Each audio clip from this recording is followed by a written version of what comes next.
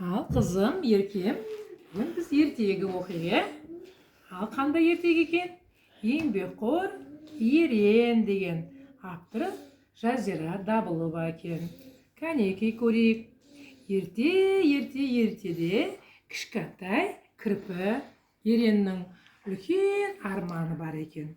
Ол өзінің кішкентай бақшасында ең әдемі қып-қызыл сәбізді өсіргісі келді. Бірақ жерді қазу өте қиын еді.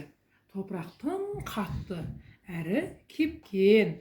Ойпырмай, бұл не деген ауыр жұмыс деп ерен күрсінді. Ол бірнеше рет қазбақ болды, бірақ табаны тасқа тиіп, қолы талды. Ерен шаршап, мұңайып отырып қалды. Сол кезде оның қасына Дана атты ақылды қоян келді. Дана қоян әрдайым бақшасындағы жұмысты ретімен істейтін.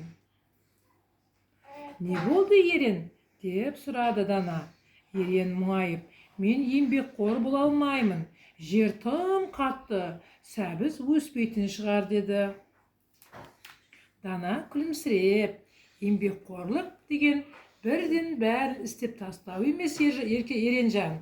Еңбекқорлық кішкентай қадамдармен тоқтамай алға жүру» деді. Алдымен жерді аздап сулап, сосын оны кішкентай бөліктерге бөл.